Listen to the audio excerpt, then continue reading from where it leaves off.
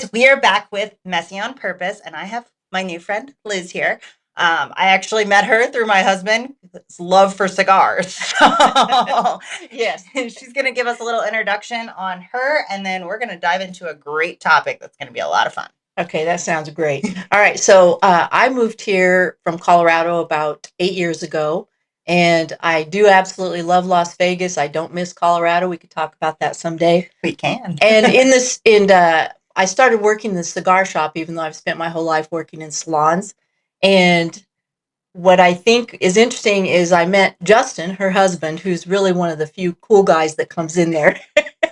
Like he's just a really normal, good guy, and we've had some really good conversations about Colorado and uh, just what he's doing in life and stuff like that.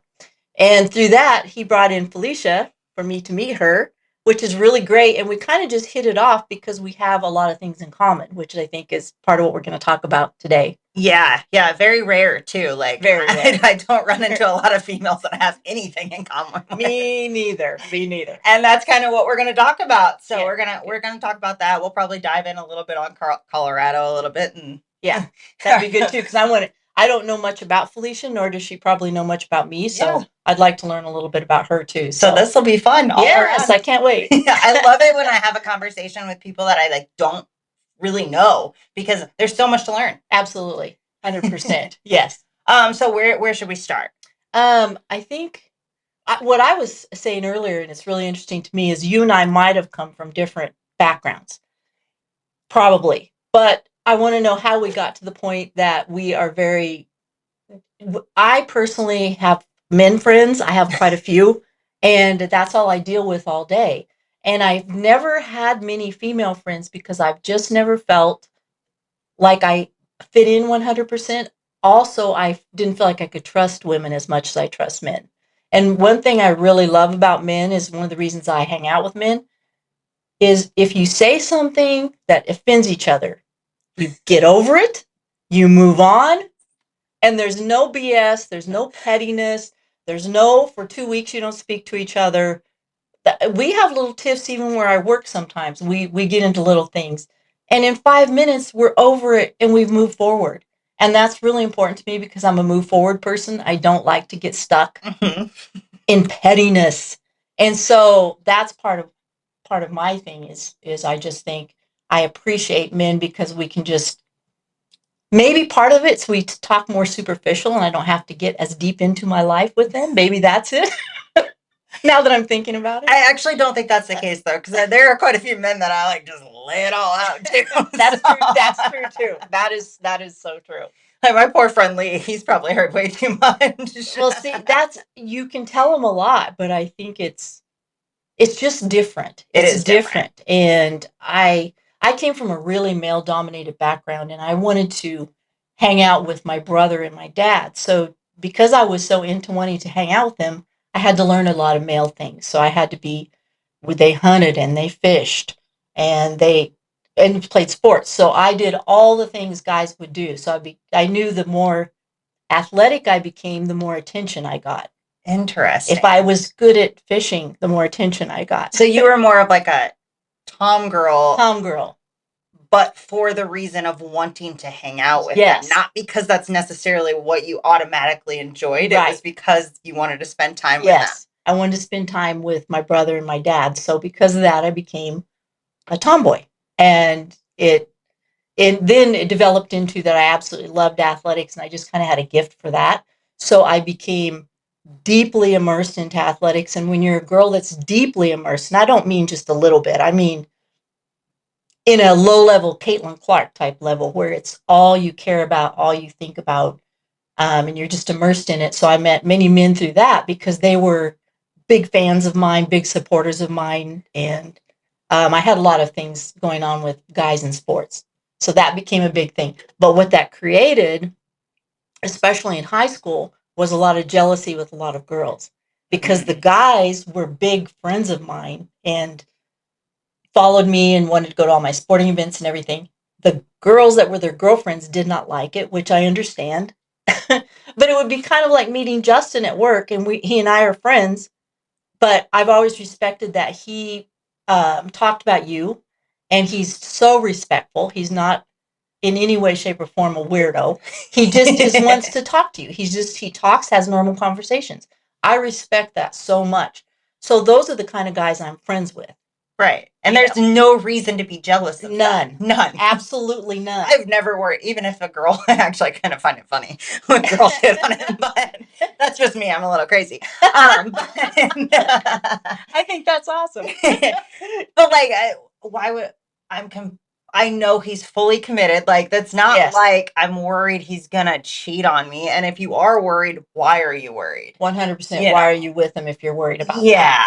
And you've got to be so self-confident to know that you're good enough to be where you are and who you are, and you don't worry about other women when you're that kind of person. And a lot of that comes from confidence, right? Like, 100%. So me and Justin have been together, I don't know, I'm so bad at the math. I don't know, 12 years or something. I bet he knows. He might. He's better than me. To the day. He's told me I was this age. I'm like, okay. I mean, but so it's been a long time. But like when we first got together, both of us were still drinking, and I mean, we were very insecure in who we were, and like there was little things, you know what I mean? Yeah. Not to the extreme. We were also young, not to the extreme of like it was gonna ruin the relationship, but it definitely wasn't healthy, right? Right. And it wasn't like psycho crazy. I didn't lose my mind over like certain women, but but there was definitely insecurities. But in that time, I have worked on myself, and I've gotten more confident in who I am. You know, I'm would have never did this when I was younger. Never. Way too self-conscious, way too worried about what everybody thought. Definitely had zero confidence in myself and my abilities or anything like that. So like to be able to do something like that has grown as working on myself, figuring myself out, building confidence, doing things that I never thought I would do, pushing myself to the limits. And all of that has brought all those insecurities to an end. There's none. Not many. I agree with you 100%. I think confidence to me is everything. And it's what a lot of women are lacking. And I wish more women could get confidence. If I could go out and do one thing, I'd love to tell women, just start believing in yourself and believe you're great at what you are, great at who you are. Too many women lack self-esteem. Yes. And I feel in a way like when we were in high school and younger, instead of girls being raised to back each other up, like guys grow up with a camaraderie, like they're bros. They do. It's different. They back each other up. They've got each other's back to the bitter end. Women kind of grow up jealous of each other, competitive with each other, things I wish we could get rid of because I think it could help us get so much further. I've always said women just need confidence. Confidence makes you a completely different person. Well, and building confidence gets rid of those insecurities. And most of us, I think both of us, part of the reason we differ from a lot of women is because we think more logical. Yes. And that is not common in women. Most women think more emotionally, which is why insecurities tend to push them a little bit more on the emotional level to where they outburst things. Yes, you're exactly right. It goes, you're right. They go too far and express it in a not good way. Yeah. And I've seen that my entire life. And so I've been very careful choosing along the way who I would choose as a girlfriend. And I've had to find other strong female figures that I could be friends with. And oddly enough, not many of mine were in the sports world, even though that was what's dominant for me. I was more friends with a lot of like more girly girls, as you would say, but they were very confident in who they were and what they were. And I needed that in my life. It's like, if you can be confident, I can hang out with you. If you're not, we're not going to make it. It's not going to work. It's not going to your work. Feelings. Yes, I will hurt your feelings somehow. I'm not that going to hold your hand every step of the way, and I can't be there for somebody constantly because I have a life and I have a lot going on. So for me to even give of myself enough to be like I'm single right now, which I'm really loving being single. I can't even dedicate that much of myself. I'm trying to do so many other things that I can't really dedicate it to that. I can't be there for anybody. But when it comes to women, it's just a whole nother thing. And how you meet them here in Las Vegas, I don't know. It's hard. It's hard. How do you even meet somebody normal? I've made a few friends here that just didn't last. Yeah. Honestly, I can't connect with women here. I mean, either we have them emotionally unstable or like the lack of confidence and things like that, or I just don't have anything in common. Oh, I work. That's exactly me. It's same as you. Like I keep myself busy if I'm not working my actual day-to-day job. I have a coaching business, and then I also do this, and like by the time I'm done with all and I even ventured into, you can see my pile of stuff over there, so that's all TikTok affiliate. Yes, so I've been doing that too, and you have a big calendar, so I can tell you're organized. Oh, and that is so I can do a bikini competition, so I just don't have time. Are you really going to do that? Yeah, that's awesome. My goal is, so it was going to be to do it this year, but I don't think I'm ready. I want to make sure that I can actually compete. Right. So the goal is to put on enough muscle to actually compete and actually be able to win, hopefully. Right. And so that is what I want to do. I don't want to just do one to do one. So I'm going to give myself a year to put that on. I'm going to do, that's what my board is over there. That's awesome, because you've got so much stuff lined up. That's amazing. I feel like a crazy person because I keep myself so busy. But that's probably what helps you. I would imagine. That's probably what you seem like you might need that in your life. Like you're a person that's a go-getter and has to have stuff going. Yeah. You know, I'm a little less of a go-getter, but I have things I love to do. So I'm always, like we were just talking as I drove in, how beautiful it is in this area. I like to go hiking. I like to be out in nature. I like to be on the go from Colorado. Yes, it makes sense. Yes. This is a little different hiking over here. It's definitely different. Yeah, it's not as fun. No, it's a whole nother. But people say I like it. I kind of like that I can go out in this big, vast expanse of nothingness and just stand there and go. There's no sound. There's no people. There's nothing. I just every once in a while, just to reprogram myself, I have to go do things like that. So it's nature. It's nature. Just being out in nature. Absolutely. Helps. I just sometimes, even when I get like kind of just caught up in stuff, not right now because it's summertime in Vegas, but yes, I like to just like if I'm too much going on and I just can't focus, I'll go for a walk. I'll take the dog for a walk. Do you and Justin do stuff together a lot, or do you do stuff by yourself? How do you? Is he busy a lot doing his own thing? Yeah. So he's into cars, which, well, I'll tell you my background here pretty soon. Yeah, I want to hear that. I want to hear this. But he's into cars. Not my thing. I am not a tomboy in any sense. Yeah. But you kind of seem like you have a little tomboy attitude. I think you do. I think logically. So that's what puts me in that, like, kind of, you would think that. Yeah. But other than hiking, I'm good on outdoors. Like, I'm not doing extreme activities. Like, I mean, I camp, but like, I'm picky too. Do you glamp or do you camp? No. We actually do camp. Okay, you camp. Right. We've camped in the truck, and then we've camped rooftop, and then we've camped ground tents, which I don't do anymore. No, and that hurts. I don't really enjoy doing that as much as I did in the day. That's a little too much. Yeah, I refuse now. Yeah, I'm like, it's not on the roof. I'm good. And I also don't like even. It's not that I have to look good or anything, but I like to be able to wash my face and put on a little makeup if I want to. So sometimes that extreme camping is a little much.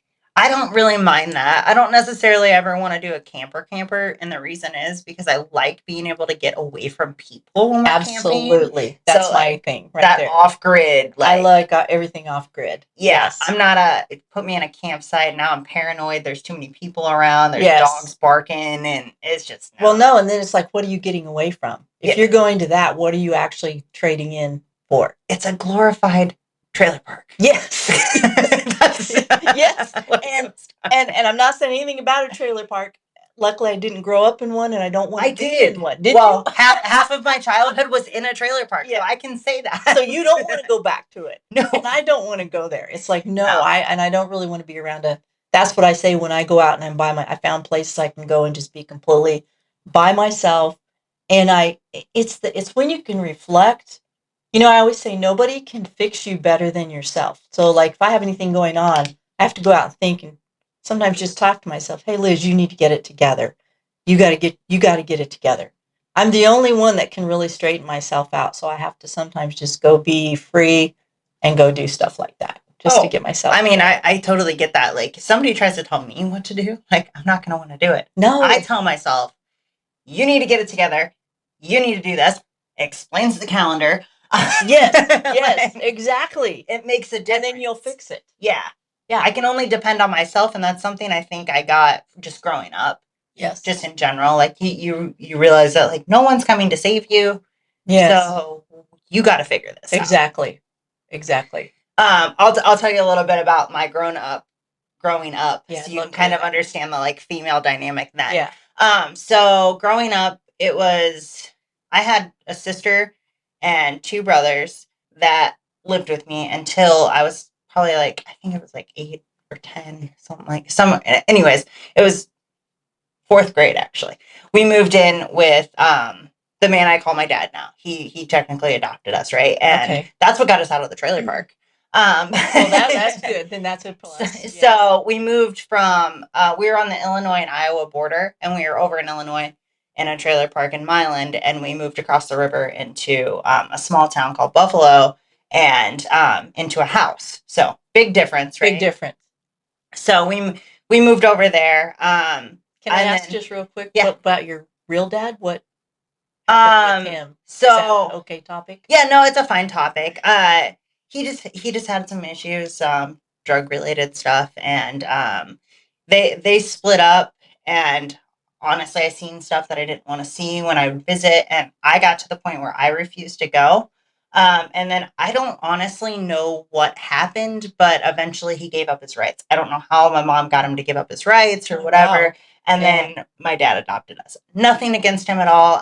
He clearly cleaned up his act. He worked for the railroad. He moved to California. He got married. They were happy.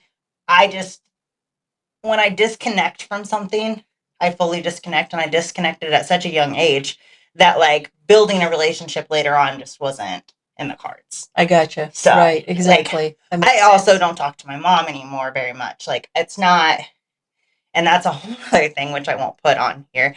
But we could have a family thing that could probably take 3 hours. Yeah, I mean, I've got things too. Yeah. So, and I just keep my distance. It's not that I don't talk to her at all. Like, I'll say happy birthday, happy Mother's Day, things like that. I have no bad blood. I don't have bad blood with anyone. I just honestly distance myself for boundary reasons. Right. And so yeah, he ended up passing away. So he's not my real dad. Oh gosh, I'm sorry. So again, no feelings. Right, but I know, but you know, still all that's a part of your childhood that does have effects on you. Even if you get away from it, it still has little pieces. And that's stuff that's part of the whole growth thing that I've been through. I've really processed a lot of that, and it's there, but it doesn't necessarily affect me anymore. It's probably what's helped make you stronger. Yes. Yeah. It's almost like it built some blocks, right? Yes, to like absolutely. Strengthen me. And so then we moved over there. I only had one friend like in the elementary when I was younger and lived in Milan in the trailer park, right? Mm-hmm. I had one friend then. We were so young. I mean, we played what was it, like Nintendo or whatever it was, you know? Yeah. And like I remember, it's so sad, but like a lot of my childhood is just like erased. But I remember like we would play that. We'd hang out, whatever, play Barbies, stuff like that. But that was the only real friend that I remember from that part of my life for a female. But I've always had a sister too. Are you close to your sister? I'd say I used to be closer. We just don't have anything in common. We're on 2 different paths, you know? Right. And then we moved over, and then I basically had like 1 or 2 friends, I think, all the way through. I would say I had more than that technically. Like, there was a group of girls we'd hang out, but I wouldn't say I was really even close to a lot. That's the deal right there. Yeah. You have so many girls you hang out with, or acquaintances, or people I have people I've worked with that were work friends. Yeah. Or I have different, but they weren't the friends that I would tell my deepest, darkest things to either. And I still don't think I've ever had that. No, I only have with my sister, my oldest sister, who basically kind of raised me. That's the only thing. But we're very, very close. And she and I can tell each other anything and everything. It took me a while to get there because there's things in your past you sometimes don't want to talk about. Yep. And so you have to really trust somebody to spill those kind of things. So we've had some deep talks. So I've had one super deep, really good friend, but I don't have friends like from, I'm quite a bit older than you, I'm assuming. I don't have friends from my past that I go, oh, I'm still seeing this person I've known for 35 years. I just don't have that. I just don't. I mean, so I have one friend that, we talk occasionally, or like she'll come through, and she was doing some like nomad stuff, like where they were on campers and stuff. We just don't have anything in common. Right. And I wouldn't even say that we were like super close. We're familiar. We're like sisters. Familiar, we grew up together. You know what I mean? But like, it's not the, I'm going to call and catch up and things like that. Like, I think I've talked to her like maybe a couple messages in the last couple years. I don't know. Yeah. So it's not like anything. It's just, I've never had the connection that, and the reason I know that it's different is because I have that with Justin. Yeah. That's the difference. That's just what I was going to ask you. I said, I bet you have it with him. Yep. He's the only person that I feel like I have literally told everything to. Right. And I still continue to. That's super cool that you even have him. Yeah. Going back to that part too, sometimes with a guy, I feel like you can tell them more sometimes, than you can't, just because there's sometimes a little less judgment, I think is what it is. Or I don't feel... They don't look at things from an emotional side. Not at all. But it does suck when you want an emotional reaction. Yeah, absolutely. Absolutely. or things like little things. If you work with men, don't plan on being told your hair looks cute after you cut it, because they don't know you cut your hair. They don't even know. They don't know if you wear a new pair of shoes or clothes or anything. They don't notice any of that. So you have to be perfectly okay that you're not going to get any of that. When you work with women, you get a lot of that, which is part of what we probably need too. I don't know. Do we need all these things in our life? I see. My issue with that though is, so a lot of women look at that as like women supporting women and all of this stuff too. But we're not technically doing that. Most of the time women are doing that, and it's coming from a negative way. Yeah. It's coming from a selfish way. Right. You're doing that, but you're not actually being truthful a lot of the time. A lot of times you're saying it out of jealousy. Yes. Like you walk in and they look great, and you have to say they look great, but inside you're thinking, oh, and then you go and talk bad about them later. Right. Oh, right. Or the people that, so this is going to sound, there's going to be people that don't like this, but when somebody is extremely overweight and you are telling them how gorgeous and beautiful they are, I know you're lying. Exactly.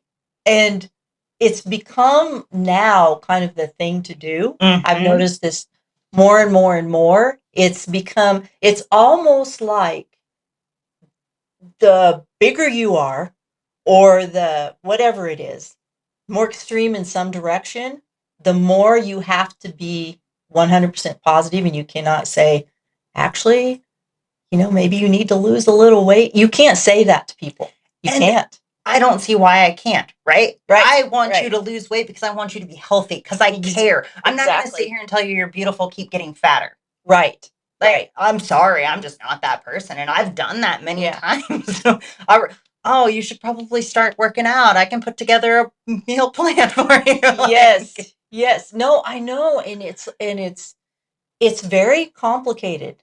This whole dynamic of what you can or can't say to people right now. Yes. And I do believe there's a lot of fakeness, and I do believe a lot of people just say what they think everybody else wants them to hear versus what the truth is.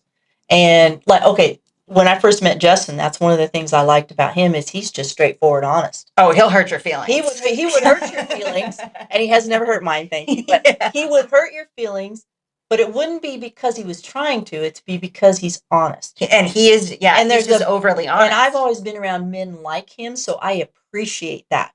I appreciate a guy that'll tell me, oh, no, you're not. No, Nick, you could do a little better there, Yeah. I want to know that. And in the same way, I'm going to do the same thing to them. But I can tell a guy that. I can tell a guy, oh, man, you're looking a little chunky. And I might even be joking, but they're not going to cry for 3 hours because I said that to them. If I said that to another girl, they would probably cry for days. And and it's even hard if you phrase it correctly. Like there's no right way to tell somebody that, but like there is no. When you think more logically, which we do, yes. If I were to tell you something or you were to tell me something, I would look at it like, okay, they're telling me that for a reason. Yes. Like that they're not doing it because they're purposely trying to hurt me. I can tell if someone's purposely trying to hurt me. Me too. I can tell exactly. It's totally different. Yes. Somebody tried to bully me when I was a kid. I used to have a mole like right here, and they tried to call me mole and thought it was clever, and I was like, okay, that was the dumbest thing you could have came up with. My name is Felicia. Let's be real. So you know what I mean? Like, no, I know. I've been there too. So it's like I know when somebody's being mean on purpose, and then I know the difference of somebody genuinely telling me something. And do you do this too when someone is being mean to you on purpose? I immediately go into my like analytical thing. I go, why are they doing that? Mm-hmm. What made them choose that to say, to do? What are they exactly trying to do? Because I can usually turn that around and get them to back off of whatever they're doing because I can figure out why they did it. Because a lot of times it is just jealousy over something completely stupid. And you want to say, is something I'm doing bothering you? Is there something, you really need to tell me? Because that passive aggressive thing. Mm-hmm. I've actually asked people. Yeah. Did you get an answer? What am I doing that's causing you to act like this? Right. And most of the time they cannot answer because they don't even know. That's the thing. I think that may be it too. You might be onto something. I think sometimes it's the little subconscious jabs you have in there. Mm-hmm. Or something. Well, remember when we were talking about insecurities? So when people have a bunch of insecurities and they haven't worked through the issues they have. So like one of my ongoing goals is to honestly better myself every day. Yes. In every way. Me too. The way I think, I want to talk less bad about people, or I want to make less comments. Like, sometimes you think things and you're just like, why am I thinking that? Right. I do that on a daily basis. Yeah. And a lot of people don't know why they're doing these reactions to things. Exactly. And a lot of it's because they have never processed what's causing those reactions. And those are things that could be related to childhood traumas or things that you've had in relationships, or just lack of communication skills or understanding of how people work, and emotional intelligence and things like that. So it's education, and then it's also working through your issues. Agreed. So I do see that a little different now, and I do try to look at that too. So like when I have say like a reaction from a family member that I'm just like, where did this come from? Right. And then I sit back and I'm like, well, they're not where I am mentally. So maybe they don't even realize, and they're just doing the best they can to deal with the situation that they're put in. Exactly. And then you sit back and you're just like, okay, it is what it is. Yes. How can I react properly? Right. And I do think with that, when you are a confident person, you sometimes intimidate people and you make them say things they wouldn't say because they're so, sometimes I think, awkwardly in awe of you. Mm-hmm. And how did that person why is she so okay with everything when everything's bothering me? And I think I do call people out in a very nice way, though. I've really gotten good at that. I don't let people get away with passive aggressive statements to me. And part of it too might be I've been a manager of people my entire life. So I've had so many years of working on this. And I know passive aggressive. And I know when people are really trying to say something and they're hiding behind words. Mm-hmm. And then I make them come out with what the real issue is so we can figure it out. Because I just can't tolerate that. I really can't tolerate it. I just don't, and I don't have time for that either. I just don't. And it's different in a work environment too, I think. Yeah, right. It is. Like you have to handle it different. Family's another tough one. Oh, that one's tough. But yeah, remember when I talked about boundaries? Yes. I don't talk to a lot of family. Right. No, and I honestly have separated myself from a lot of issues because I figured this out. Okay, you go your whole life, you're trying to do everything so right and do all the right things, and you still feel like a lot of shit just comes your way. Mm-hmm. So I started thinking about it, and I said, you know what?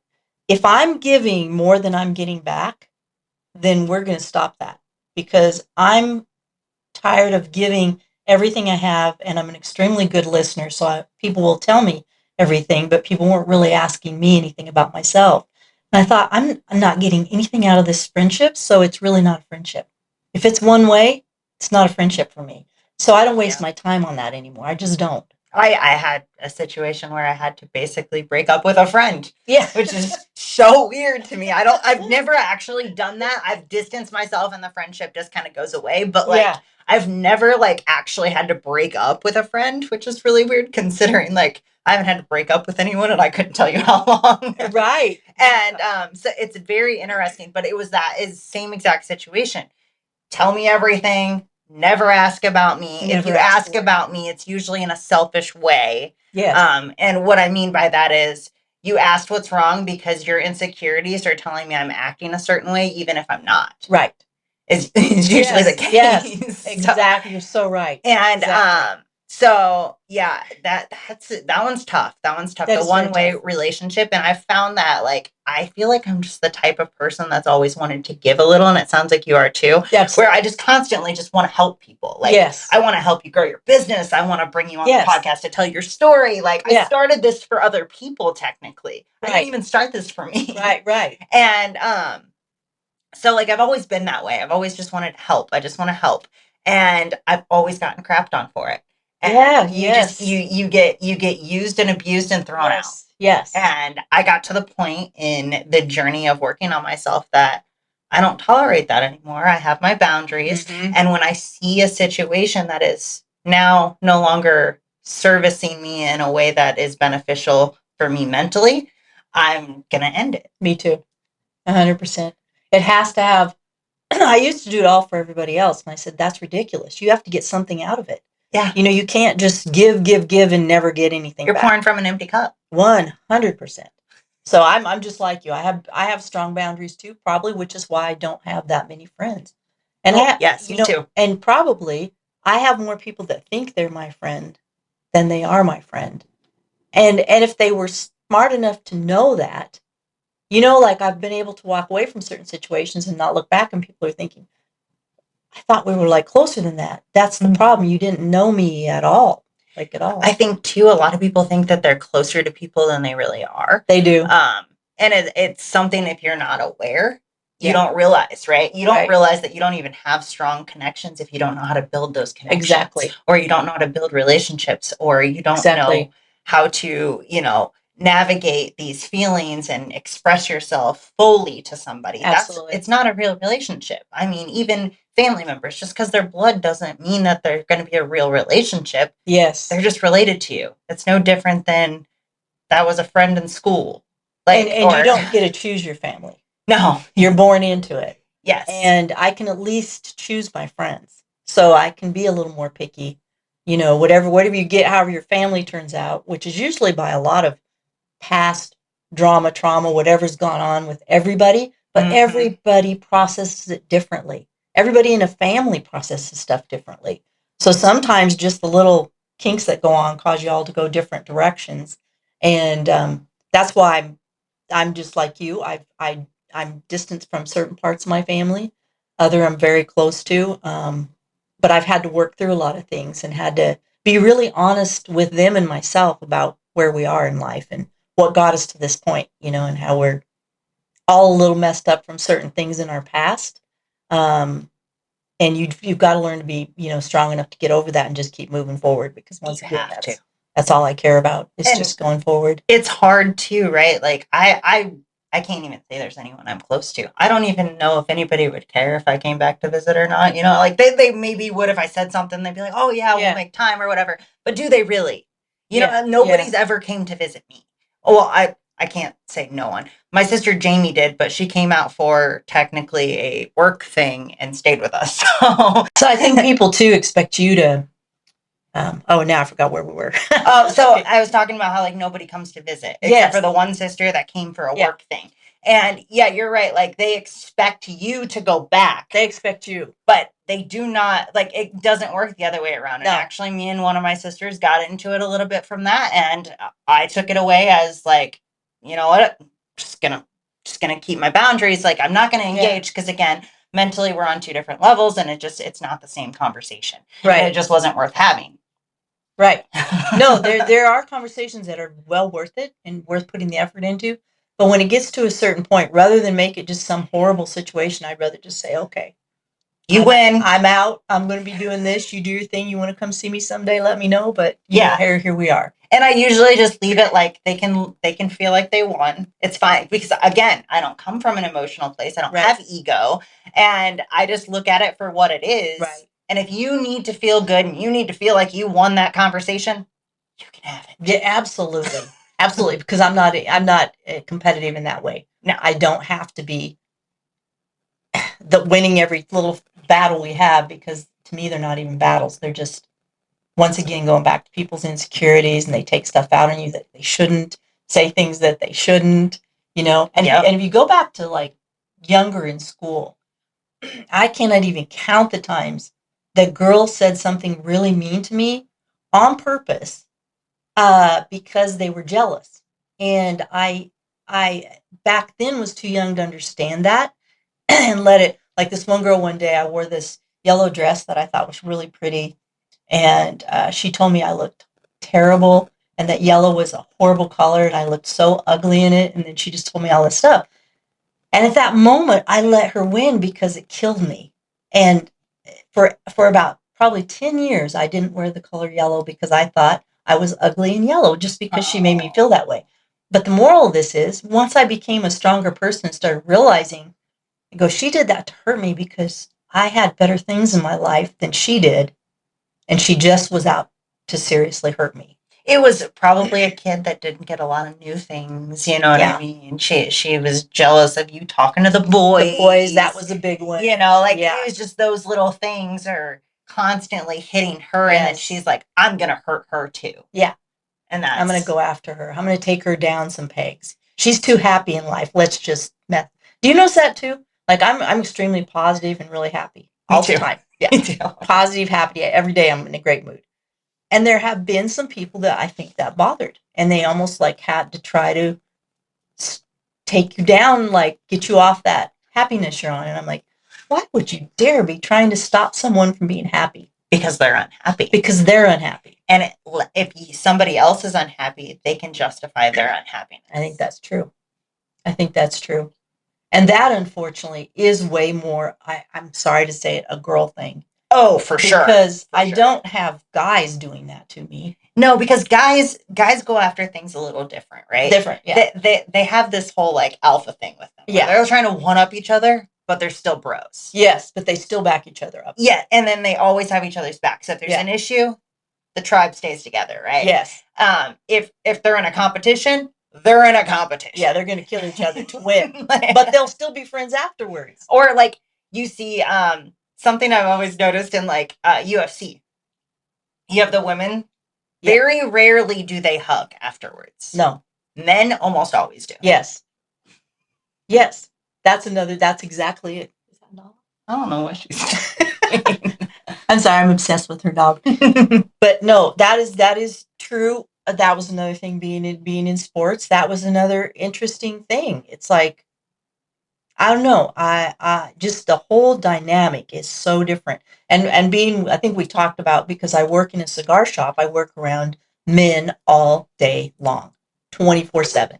I used to work in a shop, so same thing. Like you learn so much from. I would like to be able to tell a lot of their wives some things I know, because a lot of them are there because their wife, I don't think, lets them talk ever. And so they come in there and they're like just dying for someone to listen to them. So actually what I do is just listen. I used to work at a bar. It was kind of the same thing. It's the same thing. They just come in to talk. They just want to talk so bad. Which is crazy, because men don't even like to talk that much for the most part. Think they don't, but I think... I'm married to one. Yeah. He don't like to talk. Yeah. He likes me to shut up a lot of the time. He'd rather just to be quiet in the car. Yeah, that's because... But I think it's too... I think sometimes it's who you're with. Yeah. Okay, for instance, you know each other really well. You know each other too well. In a way, it might be more important to him and sometimes you to have somebody else hear your story, because you both know each other's. Sometimes it's cool to tell somebody else. Well, we probably annoy each other by telling the same thing sometimes on accident. And you want a little bit new. Because, now, oddly enough, Justin, when he's at the store, I think he's very talkative.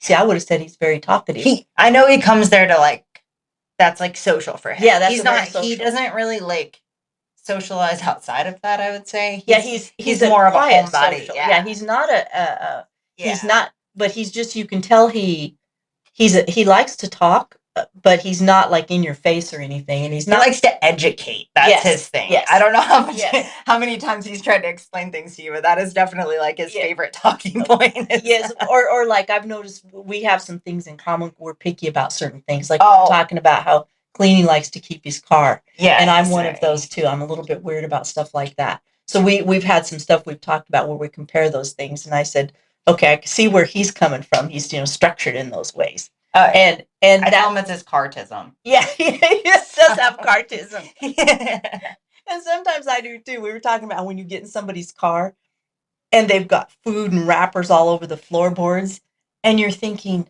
okay, what's their house like, or what's their life like?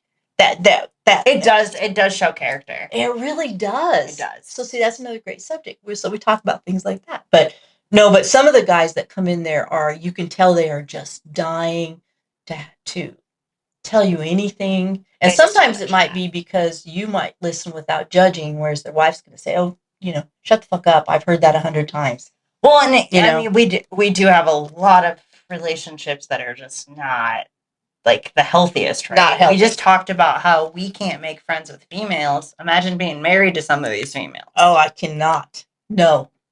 No, I can't imagine it. And that would be rough, right? That's why a lot of these men just kind of go home and they get silent. It's not even that they don't necessarily. It's not that they can't talk when they go home. It's maybe that they don't want to. Maybe they don't want to. I think they love being at work or out doing other things and find a lot of things to do outside the home. And if you're not happy at home, and which you should be happy to go home, not that you shouldn't enjoy other places, right? Like people go to a cigar bar to talk. They go to a bar to talk.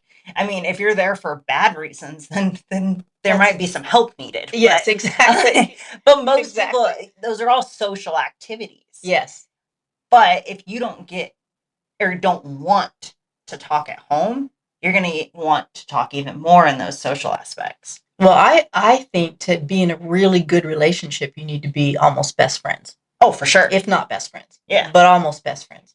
Because to really make it work, I think you need to be at that level. So if you're not at that level, you have to get away from it. Mm-hmm. And then I'm one of these that if it's not working, don't stay. Don't stay. But do something for both of you to make it better. Get the heck out. And I understand, like, marriage is supposed to be forever, right?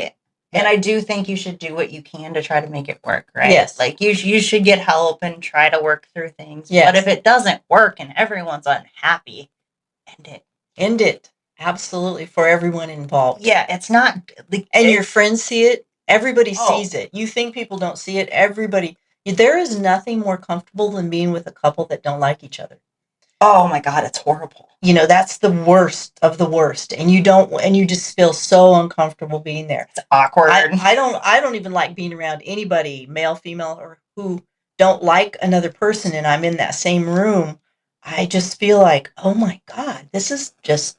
When you feel like you don't know who to talk to. Right. Because what to say. Now, if I say something wrong to this person's going to be mad. Yes. Or if I talk to this person's going to be mad. And like, it's just like, it's super uncomfortable. Very, very uncomfortable. Now, you can go back to the girl thing with that. If you have a large group of girlfriends, or, you've probably done stuff where a bunch of you've gone out, maybe 5, 6, 7 of you go out to do something, there inevitably is going to be some kind of fight that night because somebody is not going to get along with the situation. Somebody's either not going to get enough attention, not enough guys hit on them, whatever it is makes some of them angry. And then it becomes this thing. That's another thing. I hated going out in large groups. I'd rather be one-on-one if I'm going to go out, so we can kind of figure stuff out. But when it's a group, you feel like you're trying to calm the waters all the time, and it's not always possible to do that because... And I think that's just like from the personality that we both have with that more logical thinking. I think that's where that comes from because I'm always paying attention to everything that's going on. Me too. I'm trying to keep everything flowing well and making sure everyone's safe. Yeah. Like that's where my brain goes because 9 times out of 10, I'm with Justin. Right. I don't have to necessarily pay as much attention because I feel safe. Right. But when I'm out with girls, most women don't pay enough attention. Not at all. I actually just did a video, a little clip that I was talking about not tying your shoes in a parking lot. And that's because my shoes came untied and it just came to my brain the last couple weeks. Yeah. But like you think about it, you come down, you bend down, right? And you're tying your shoe. Terrible. You can't see anything around you if you're by yourself. Absolutely. Now, if I'm with somebody else, it's not a big deal. If I'm with Justin, I'm like, here, hold this. I'm going to tie my shoe. Right. But if you're by yourself or if you're texting on your phone and you're walking through a parking lot, you're not paying attention to your surroundings. You better know your surroundings. Most women do not pay attention to their surroundings, especially when they're in group settings. And I've noticed that every single time I've ever done a group setting. And I don't get that because it's not men that get raped. It's women that get raped. So how would you not be thinking, I'm in a vulnerable area. I need to be really thinking about everything I do. You better know you better have a plan for everything. I took some self-defense courses for women. So you're ready. They were really helpful because not even just what to do, it was talking about situations to not put yourself in. And because if you keep yourself out of those situations, you're now making it less likely to be put into a bad situation.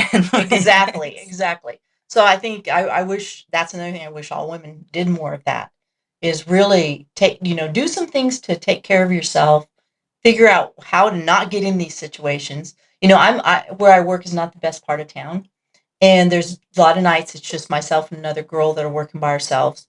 And there's been times I've had some sketchy people come in and I've thought, and the only thing that saves me is there's usually other guys in there that would stand up for us in a heartbeat. But I'm always watching I'm feeling like, okay, I'm getting those weird feelings. This is time to really. It'll put you uneasy. I worked in a bar and it wasn't the best area of town in Iowa. And we actually got robbed one night.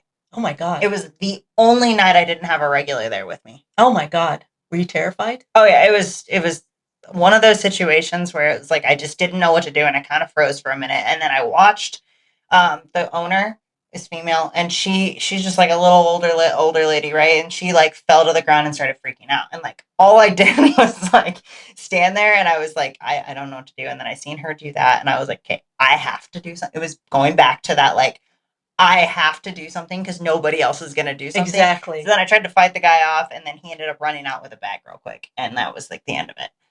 Thank God. Yeah. And that was it. It could have been way worse. It could have been way worse. So oh my God. It was pretty nuts.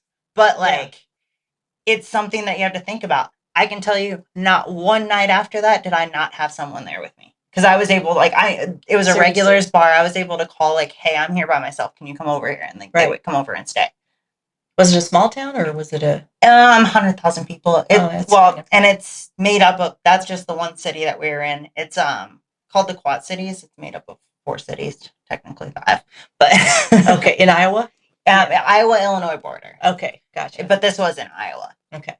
And it was crazy. It was just a crazy time and like it was something that I never thought would happen, and you don't know, you're not planning for it, but I was uneasy when I was in the bar by myself in general. Yes. And that was just one time. I do worry about stuff like that. Or when I'm closing, and I have to be out there locking the door and my back's to the parking lot. And you're by yourself. And you're by yourself kind of, where we always have one other person, but say it's just me and another girl. Yeah. I'm thinking constantly, make sure you look at everywhere before you even walk out. You don't just walk out because it's scary.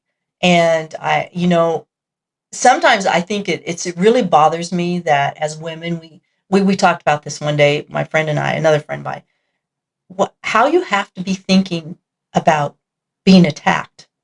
It's not like I can just go out and do whatever I want and be just perfectly, if I'm out hiking, I have to have my bear spray and my taser and I have my big Doberman with me. Having a dog helps. It helps me a lot. It was just funny just the other day. I thought about this because we went somewhere and I was way out in the kind of middle of nowhere and I could see about a mile away my car when I looked back, and a guy had pulled up right by our car.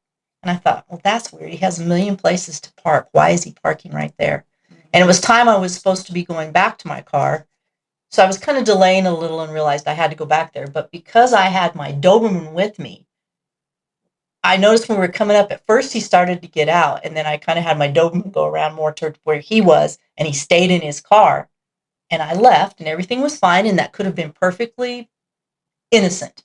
Mm-hmm. But if I hadn't been there with my dog, I think I would have been terrified. at that time. For sure. Because I don't know what was in that guy's mind. You know? He could have been just scared of the dog, or he could have had ulterior motives. Right. And you don't know. Right. We don't know. We don't know what anybody's capable of. But that's the part of being a woman that I don't like. We have to worry so much about that stuff because it's not like he's probably just going to shoot us. No. He has a lot of other intentions than that. There's usually really bad intentions. And it does sometimes make me very angry that we have to think about that. Rather than just go out and enjoy life, we have to be worried about that all the time. And then on top of it, I have to listen to Justin being worried about it too. Of course. Yes. No, the guys are worried about it. Yeah. And they just know, like, you're going to go do this by yourself. Watch your back. Right. You know, like, they know too how the world works. Well, and when you hear, as you've heard in the bar, and I hear too, if you hear large groups of men talk about women, sometimes it puts it all in perspective of where their minds are sometimes. You know, it's not always the best place. Well, I mean, as a society, it's probably the best it's ever been for safety purposes, right? Because if you look back, you know what I mean? Like, in 100 years ago, even, like, you know, how bad it was for women and men. Yes. Now, I mean, at least we have classes that we can take to defend ourselves. And we weren't allowed to say anything either. Like, you weren't supposed to say anything about a guy making you feel uncomfortable or a guy being creepy. You weren't even really supposed to talk about that in the day. You could call somebody out and get beat up for it. And exactly. That, exactly. So there's a lot to that. We came a long way, but we have. It's still a thing. We have come a long, long ways. We just need to get everybody fully confident and believing in themselves. Well, and I think too, the reason things still happen is because we have so many people not paying attention. Absolutely. Like, and now we have even more distractions because now we have people on their phones, scrolling Facebook, walking through a parking lot. That phone thing is the worst thing in the world when you're by yourself and you're not paying attention. Mm-hmm. And I don't know if I've sometimes caught myself a couple of times not paying attention, and someone walks up that I wasn't expecting, and I think, oh my God, you were that entranced in what you were doing. You need to stop. Mm-hmm. This is ridiculous. So I've tried to catch myself on stuff like that and make sure. I try so hard not to do it in the car because, first of all, I'm driving, but also I don't. And if I'm in a parking lot, because sometimes you do park and you're waiting for somebody or something, and of course you're going to get on your phone immediately. But you really have to know your surroundings. And you still need to like have an idea of what's going on around you and lock the doors. Absolutely. Yes. Yes. Always. See, and I grew up in a small town many, many, many years ago that no one locked their doors at night. Nobody, because it was all supposed to be so safe. And it really wasn't that safe. And I think about that and I go, oh my God, like I'm one of those that the second I walk out the door, it's locked. Or anything I do, my doors are locked. My windows are locked. What's crazy is this house is the safest neighborhood I've ever lived in my life. I bet this is safe. Because for many reasons. First of all, you're way out in the boondocks. Yeah, there's not even a bus stop out here. This is about as far this way as you can go. Yep. And you're in the edge of the mountains. You're probably more prone for coyotes than actually. Oh yeah, we see those all the time. Yeah, there you wouldn't have as many, because people that are going to do the bad things, a lot of them have to have a bus system. Yep. And the closest bus is Vaughn's that you pass on the way. There you go. They have to have a reason to. Okay, when I first moved here, Southern Highlands was extremely safe. But they've done a lot of things to expand it in some bad ways. And they put in a lot of apartments that have just attracted not as good people. Yeah. And now we're starting to have little crime things happen around where it used to feel so safe there. Now I don't feel so safe there like I used to. And I hate that. But that's what happens if anytime places grow or things start happening. Usually apartments too. Bringing in a bunch of apartments is not There's good. No apartments out here. See, that's what, and there was not when I moved to Southern Highlands either. There was nothing like that. So, you know, it's got me thinking a little bit about it. It's like, okay, now I have to, am I in the best place I could be? Am I in the best area I could be? I thought I was. I'm not so sure now, you know. And I still, like, even when we go for walks and stuff, I still watch my back and I try not to be too distracted. But, like, I am literally in the safest area you could probably be in this entire metro area. And you're gated, which just helps. Yeah. And then I numerous times our neighbors leave the garage door open. No one's had any issues. Yeah. Everybody watches out for everybody. Right. And I can't say I've personally had an issue, but I constantly am on alert for that too, because it could happen. But and that's another part of that, going back to the girl guy thing. So the reason I'm kind of in heaven sometimes now at the cigar shop is because I love sports 100%. So I can go in and talk to guys all day about sports. If their wives only knew, there is absolutely nothing ever going on there that besides talking about sports, or we, talk about cigars. Let's face it, men don't think about a lot of things. They really don't. They're very simple. They are so simple. Absolutely so simple. And I think a lot of people put with their better half or their wimp, their significant other. I hear sometimes they'll be calling him, and I can hear the guy saying, "Don't worry. No, I'm not doing anything. No, I'll be home." And it's like, I'm thinking, you don't worry about him. He's in the safest place he could possibly be. He's sitting in a lounge with 10 other guys watching TV. He could be at a strip club. He could be, yes. There's one down the street. He could be hanging out, giving them ones and paying their electric bill the next week. Right. You never know. But he's just chilling and having a cigar. He's just chilling and having a cigar. Exactly. So it's that's another thing. But that, once again, comes with, you've got to trust yourself. Then you trust other people a lot more. Well, and that's where, like, a lot of people don't address those issues. Like, they don't. They don't even see it like they're the problem. They see it everyone else is the problem. Yes. And unless you really dive deep and you start working on yourself, you will never reach that point. And most people won't even start. That's just like that Morgan Wallen song about if you think I'm the problem, so you might be the reason. There's a lot. There is a lot to that. And I think people really need to look in the mirror and figure out, anytime, like, I've had 2 or 3 very serious relationships, and I have to figure out at the end, I am just as much to blame many times as they are. We have to put it in perspective of who did what, which is why I'm friends with everybody that I split up with, because we were able to keep it decent and maintain, that we're still friends to as much as you can be after, because they might move on or whatever happens. Yeah, or you move on. But I think it's nice if things don't have to be as bitter as people make them. No. But I don't have, like I said, any bad blood with any exes or anything. Yeah. Like, I don't necessarily want to be friends with most of them, but well, they're exes for a reason. Right. It just didn't mesh, right? Like, even on a friend level. Yes. Yeah. You see, and I'm now, a couple of mine I'm very good friends with, just because it ended for other reasons than what made us good friends. So it might have ended for other things. Yeah. And those are things you have to just go, okay, I can't fix that. But we were good friends at one time for some reason. I hate to throw all that away, especially if you have something deep with somebody, like, say, what you have with Justin. It's hard to just, You can't just walk away from it. Can you imagine you and him not being together? No, I told him he's stuck with me. I don't care. And I'm sure he feels the same.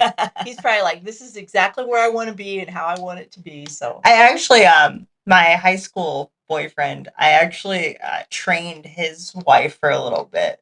For personal training. Oh, that's awesome. Yeah. That's awesome. I coached her for a little bit, so that's kind of funny. That's really cool, though. I think that's how it should be. Yeah, why it's not like she's weird towards me or I'm weird towards her. I think that's awesome. Yeah. I think that's cool that you've done that too. And that you're going to do the bikini competition. I think that's awesome. I'm excited. Yeah, I switched my coaching to I'm going to focus mostly on entrepreneurs who are missing fitness and health in their life, right? You have everything else. You're working on a business, you have the motivation, you got the money, you got all of that, but you are missing the health.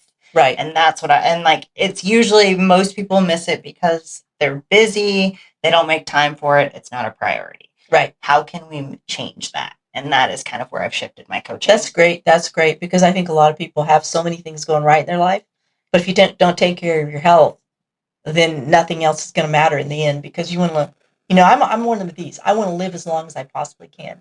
So I try really hard to do the little things to try to take very good care of myself, because I don't want to be, I see a lot of old guys coming in, they're all stooped over. I say old guys, they're no older than I am, but they're just like, they just didn't take care of themselves. They did not take care of themselves. And you can have all the money in the world, but that's not going to save you when you are struggling to move around. Absolutely. And go to the bathroom and hopefully make some dinner or something. Yes. Exactly. No, you have to take care of yourself. It's super important. I don't want to be 80 years old struggling to get from one room to the other. Absolutely not. That is something that's one of my goals in life is I want to stay as healthy as I possibly can. And that's part of where your mental has to stay good too, because when you become depressed, you start letting yourself go and in little ways, and it all adds up. And that's something too, a lot of people use that as an excuse. Which I get getting depressed. I get it. I've been there. I've been there done too. That. We all get there, right? Yes. I even have it sometimes, like it'll be a couple days, 1 week, and I'm just like, for some reason, I'm just down this week, right? Yeah, there's just something bothering you, and you can't quite put a finger on it. Something is just not right. Something's off, and I can't figure it out. Yes. And now I'm in this mood. But if you just let that control everything, now you're letting time just pass and absolutely you're not living to your full potential. Exactly. And you just lost the battle because I think everything is, you've got to fight those demons and get past that. I have those too once in a while. I'll just have a weird day. And I always tell other people, if you look deep enough, you'll figure it out. So most of the time, if I do look really deep, it could be just some little teeny thing somebody said to me that set me off. Just sitting there. And I'm thinking, why did that bother me so much? Because there must be some reality to something. So there must be something there that's really bothering me. So what is it? Why is that bothering me? There's some truth to what they said, maybe that you need to process, you need to fix, or So that's where you need to. That's why it is good to look internally sometimes and try to, because you can't just brush it away and pretend it's not there. Sometimes things really, really need to be dealt with. Yeah. And somebody's comment may just bring it to light sometimes. Absolutely. That's exactly it. And it's good, I think, too, if you're honest with each other, either in a relationship or a friendship, is they say, hey, you want to go get coffee or something? I'm just not feeling it today. And I don't want to bring you down or anything else. I'm just not feeling it. So don't take it personally. But no, I need a day off. If you've got to be honest sometimes, because it's not good to go out and bring somebody else down just because you're down. Well, and you shouldn't say yes to everything if you're not feeling like it. No. Life is way too short to be doing things. Did you used to do that? Yes. Because I used to do that. And I still get guilty of it sometimes. I am too. I'll still do things I don't want to do just because I want to make somebody else happy. And I'm thinking, because I don't want to say no and disappoint. That's what it comes down to. Yes. I hate disappointing. Still to this day I do. But I'm better at knowing I can gracefully disappoint somebody. And it's okay. Yes. To disappoint somebody because you don't want to do something. Well, you can't feel guilty about that. No. Like if it's just a bad day to do something, I can't. Or if it's something you just don't want to do. Absolutely. I get asked a lot of that stuff, to do things that and I've had to become just better at saying, I just don't want to do that. Yeah. No offense, but I'm just not into that, Justin's really good at it. Yes. Talk about honesty. He'll just say no. No, I don't. No explanation. Yeah, I can see that you would do that. But see, that's where he's lucky. He's a guy because they can get away with that better. A lot of people don't take you right as a woman when you just are quick to say, I don't know, or I don't want to do it, or no, you have to justify it. Yeah, I always tell people the way I knew the difference between guys and girls and how we process things is one of my best dating stories.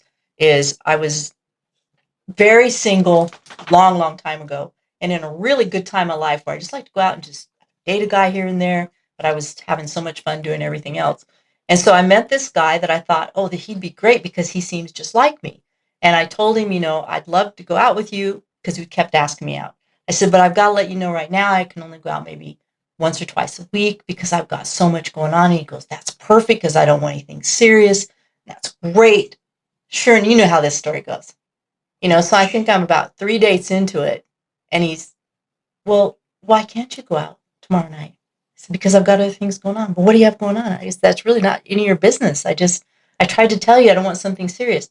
This is part of what I had to learn, that I can be like a guy and get away with it because I'm not going to play that game anymore. And say at the cigar shop, I have a lot of the old guys desperately wanting me to do something with them. And I keep telling them, but I don't want to, I just don't do that. And they're so confused why I'm happy being single and alone. They're so confused with that. And I don't know how to explain it. And it's weird because this is kind of a trendy thing going around now. Women that are super happy being single.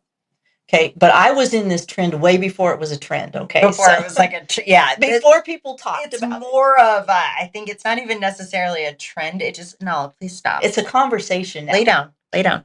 Sorry, interruption. That's okay. She's so pretty. She can interrupt all she wants.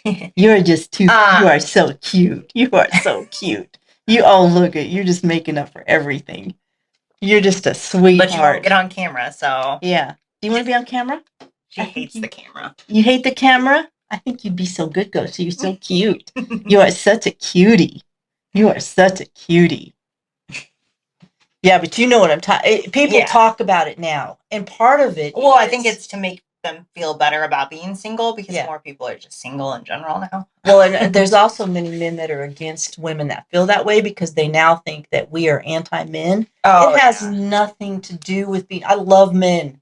I love men. I just don't want to be in a relationship at this moment in my life, and I'm not going to play that game of well, maybe I'll do this and okay, well maybe no. I'm pretty much dead straight honest. No, I'm not. Well, you also have the women that say that, but then they want, you know what I mean? Like, well, there is that, that's like, true. And that confuses men. They do I think get confused. Because they look at things very logically, right? This is how it is. Yes. Oh, okay, that's what you want, but now you're dating a few other people, but you won't date me. Right. That is where it's coming from. That's true too. It's not because of you specifically; it's because of society and this movement of this big movement that we have right now. Yes. So I'm like going, okay, wait, I was into a lot of this stuff way before it became a movement. I'm not on this train. I've been on this path my entire life. And I don't want to be, and it's just it goes back to the whole woman thing. The minute I figured out in life that confidence was what was going to get me everywhere. And I grew up really shy and stuff, so it was very hard for me to. I was exactly the same. I was very so. I grew up interesting. I wonder why that is. I grew up like feeling like I had to shelter myself because I didn't feel like I could be who I was even around my family. Yeah. So then you get to school and now you're second guessing everyone's thoughts around you too. Yes. Yes. So then again, I hid myself. I stayed quiet. I don't want to talk to certain people. Like I've always had people like me. Like I was always liked. Right. Like. I've never the one time I got called a name was because she was mad I was hanging out with somebody else. Like it wasn't like I got picked on or anything. I was a very likable person. I just didn't talk a lot. I was very quiet. I kept to myself. I never really had a lot of personality, and I did that up until I was. I mean, I would say I didn't even peak until I moved to Vegas. When it came to coming out of my shell. I was 30. What was I? 32. So you were still 30, no, in a show? 31, 30, 31. We've been here like so now I am surprised it took you that long because it took me that long and here's why. So we moved when I was 27, 28, from Iowa. Right. And when we moved from Iowa, that was like where a lot of that was, right? You stayed kind of sheltered. I worked in a bar. I was a lot of fun, whatever, but I drank. And that helps bring out personality, right? Yes. Okay, well, I quit drinking there. Yeah. And that was right before we moved. And I quit drinking. I just got to the point where I was like, this isn't working for me anymore. Enough's enough. It brings out the worst in me. I'm going to let this go. And not necessarily like I had a problem. It was the easiest thing I've ever quit in my life. Like I just stopped. Right. And, but it was like more of like, it made me mentally like, stupid and I didn't like it and it made me do things that I didn't want to do and I didn't think clearly. I used it sometimes just because I was frustrated, things like that. And like I was a very social, so I'd get way too drunk. Right. No, this is kind of how it is. So I was like, I'm done. So I quit. I was still working at a bar. In Iowa, it is very, very common that everyone drinks. That's the social thing. That's the only thing to do, right? Seems like it'd be hard at a bar, too, to not be drinking. And it wasn't hard for me to not drink. Yeah. The hard part was people and their negative comments. Oh, this is just a phase. This isn't going to last. You're not going to make it a week, blah, blah, blah. Oh, you're right. And I didn't initially quit, like quit. Yeah. I was just like, I'm just going to take a break. I'm just going to take a month off. That's where it started. Right. And then all of that hate led to me never drinking again. In that time, we moved to Colorado. In Colorado was completely different. Kind of sort of came out of my shell a little bit more me, but like still not fully there yet. Right. And then when we moved here, I decided I was just gonna try things. And I tried modeling, I've tried acting, I've tried like doing different things, and that completely brought me out. Yeah, I bet, because you had to do that. Yep. You can't be shy and do that kind of stuff. And then I started doing more social media, and now here we are. So it was a process. And then in that time, I also did self-development, right? Like I was reading books, I was learning about myself, I was doing things to be peak physical form, you know what I mean? Right, health and everything. We did 75 hard. I don't know if you've heard of that, but no. 75 days of doing so many tasks every single day for that 75 days. If you miss one task, you have to start all over. Oh God. And it was I might fail at that. It's 2 workouts, taking a picture of yourself, gallon of water, following a diet, reading 10 pages of a book, you know, stuff like that. Stuff we should do every day. Yeah, anyways. Helpful things. And so like we've done that a couple times, which proves to yourself that you can do it if you want to do it. Right, exactly. And so there's a lot of those little steps that I took, and then also processing things that I knew caused certain reactions out of me, right? So stuff from like childhood. I've never been one to hold grudges, but like just holding on to things that you shouldn't hold on to. Yes, exactly. Like it's not. I can literally be in a fight with you and it never be resolved, but I still don't care after the end. Like I'm not going to hold a grudge. I'm not going to be like, I hate this person. Right. No, they just don't exist anymore. You know what I mean? Like it's super simple. Yeah. And or you do something wrong to me, like yeah, I'm going to be mad in the moment, but once I process that, that's it. That's something that you have to get to by working through things that cause you to react to things a certain way. Exactly. And so I've done a lot of that, which also was in that process of, you know, getting up to the point where I was trying new things. And yes. No, that's really good. Now you want to see, I want to tell you how simple it was for me to get out of being shy, because mine's a whole different path. So I was 21. And I was painfully shy. Like when the teacher would call me, I wouldn't raise my hand. But I was this big sports star. So when I did sports, I had no inhibitions.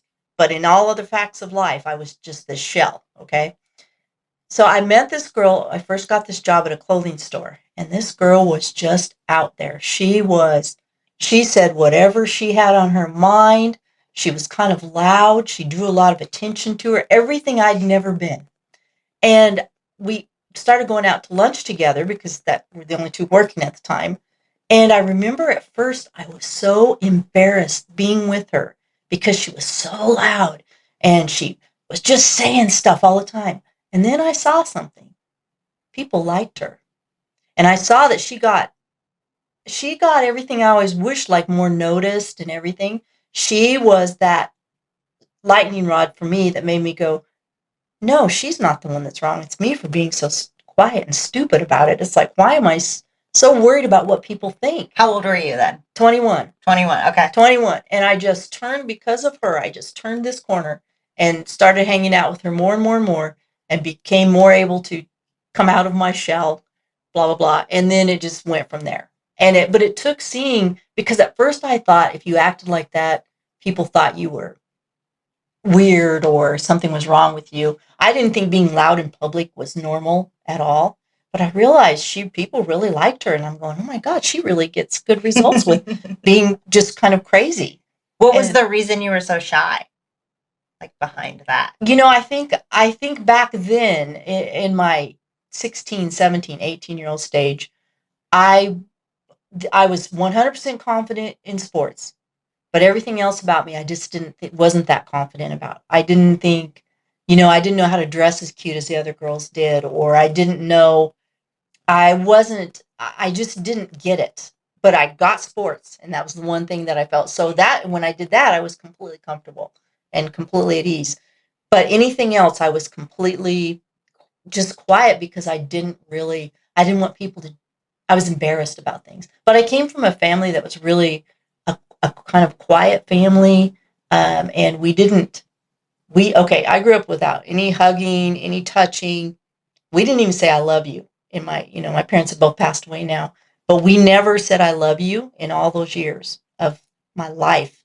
And I just grew up in a weird kind of environment where it was very no touchy, no. Very emotionless. Totally. Which might be why you're more of a logical thinker. I think it helped. I was more of a black sheep. I just didn't fit in with my family. That's what it came down to. Still don't. Yes. Well, no, and that does happen too.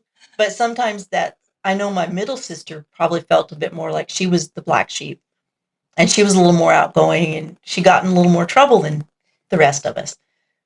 But in the end, she's a business owner, and she really made something out of her life. She was like a politician in our town and everything. She made something out of herself. And you can't ever judge, where you start from, how you're going to end up. No, it's all choices and definitely.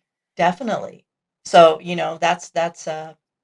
I'm super glad I had the things I did in life that made me, change. And then when I started, I kind of accidentally got my first manager job at a clothing store. Because I didn't think there was any way I should be doing that, but this lady that was our district manager wanted me to. And then I started kind of getting into that and going, okay, I do get this. This is something I could, because like in sports, was always the captain of the team, or I was the leader. So I knew how to be a good leader. I knew that part, and it's funny. Sometimes I have to put that in perspective of all my jobs. And like the one I have now, there's so many things that I would change that I know would work really well because I've been in many leadership positions and I've managed huge teams of people. And it's hard to get other people to sometimes understand that there are better ways to do certain things or to do little things. So, you want to, you wish you could, I wish I could show some people, this is what I went through and it's why I've been successful, is to get to this better point, in life. And then just as I've gone on, it's just gotten more and more where I just this is the thing you have to learn.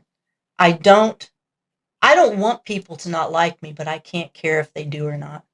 That's it. It took me a long time to get to that point. So I look at it more like, I'll never give you a reason not to like me. Right. I'm not going to try to not be liked. Right. And it's not because I care what you think of me. It's because I want to have a character that I want to be a good human being. That's just that's a damn good human being. That's what I want to be. Will not do any harm to people. Exactly. And I want to be that good person. And if people don't like something about me, I can't help that. And I used to think I had to fix everything. No, I really don't. No, I'm not worried about that anymore. It's like what you see is what you get. And that's how it's going to be, and I'm happy internally. I'm sure you're much happier. Oh yeah. Nothing really phases me anymore. I've tried to shift. This year has been like the biggest shift, I think, for this. But I've always tried to do this, but it's not always easy. Only focus on what's in your control. Yes, absolutely. And the reason I do that is because if you're focusing on things that are out of your control, there's absolutely nothing you can do about it. So like you're just focusing on nothing but like driving yourself crazy. Yes. If you focus on things that are in your control, you can start making progress and fix things. And now things are a little bit better.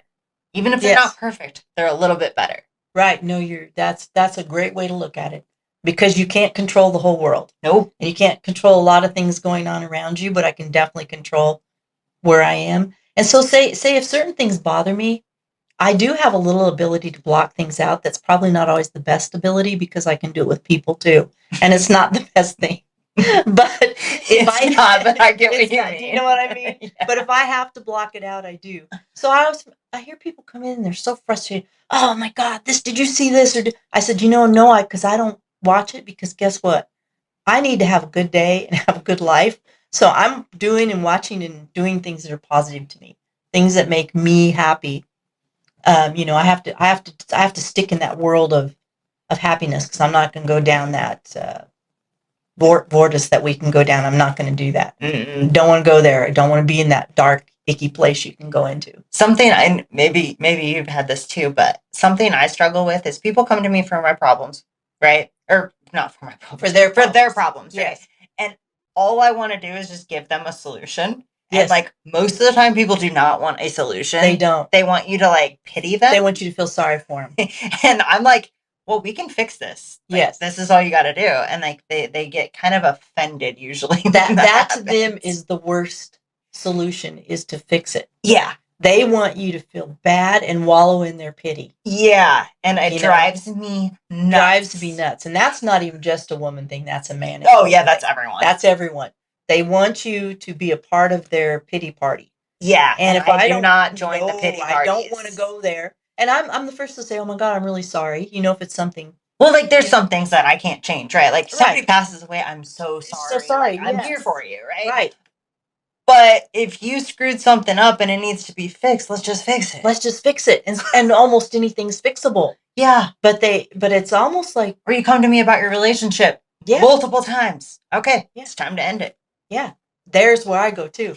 But people want you to feel their pain.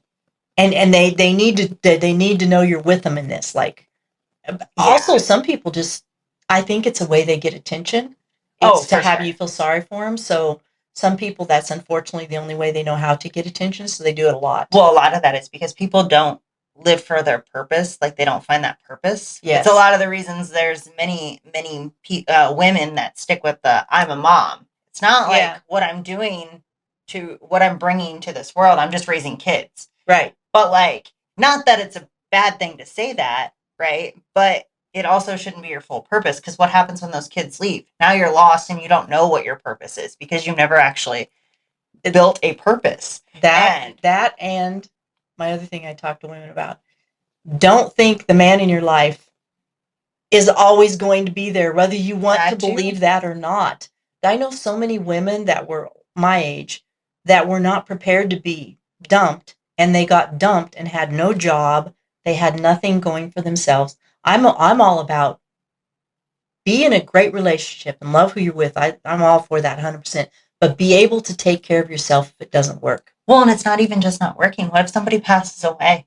Exactly. We can't control anything. We all get in the most daily, on a daily basis, we get in the most dangerous operating machine, right? Our car. Absolutely. Every single day, especially living in this city. Yes. And there's especially on the highways out here. Yeah, it's so bad.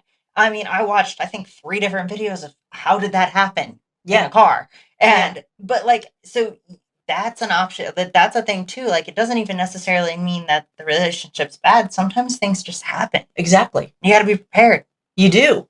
That's what I try to tell a lot of people. It's like, just be prepared, because you got to be able to have something that you can do, and maybe know some things, like know how to pump your own gas and know how to get an oil change if you need to, and do things that you have to sometimes do. I think you need to know more of that. See, and sometimes that bothers me, because I think that's where women don't give themselves enough worth. It should never be about that. I like guys to do things for me. Do not get me wrong. I love for a guy to do things for me, but I should be able to do a lot of those things myself too. Yeah. Because if he's out of town, or he's doing something or whatever, I better be able to take care of myself, because it's ridiculous if I can't. Yeah. So I like women to be independent enough. They have something else going on in their life. You should, if you're in a relationship, you should be able to like calm that independence down, right? But you need to be prepared if you need to be able to react to something, or do something, or whatever it might be. Exactly. And another, like, so Justin had a family member that her husband passed away, and she had no idea what was going on financially. Not a clue. See, and I know many women not like good. That. No. And if you're not aware of what's going on and something bad happens, what do you do? What do you do? I think about this all the time. Because I know many people that I care about that aren't prepared to move forward if something like that happens. Yeah. I'm like, you got to know some things about the... Well, I'm like, building a skill. You don't even necessarily need to work. If you don't have to work and you can take care of your kids, that's awesome. That's fantastic. But why not learn skills? Yes.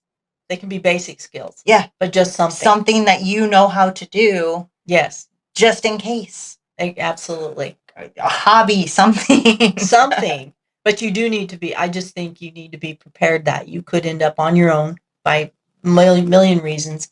And don't be a failure just because of that. Make sure you can go forward and take care of yourself and keep going. And I just don't like when people stall out with things like that. So I do talk to other women a lot about that. I said, just make sure you have something, because, and I'm all, like I say, I like a guy that'll take care of me. I like strong men, like really strong men. So I just want a guy that's able to do things for me and wants to do things for me. I think every woman does. Yes. I think sometimes we just like if you just settle for something, you just fall into that relationship and how it is. And I don't think it's necessarily that woman didn't want a manly man. She just don't got it. She just didn't get it. You know? Yeah, she just didn't get one. But I think naturally, and I know there will be women that argue that, but I think naturally we do want a manly man that is capable of taking care of you. It doesn't mean you necessarily need to be taken care of. It's just nice to have that. Yeah, it's a security thing. It is. That's so true. It doesn't mean you're less of a woman or anything else. Might be Justin. So, who is he? See, yep, there he is. Hello. How are you doing? Good. I thought it was him making noises. Yeah, we didn't know if it was you or the dog making the chewing noise. Oh, goodness. Well, do you want to stop it here? Oh, yeah, we can end it here. Right. Where are we at? Oh, it's already 4:00. Look at that. We've been going for an hour and a half. Oh, my gosh. That's perfect. All right, guys, we are going to end it here. Thanks. Thank you so much. Bye-bye.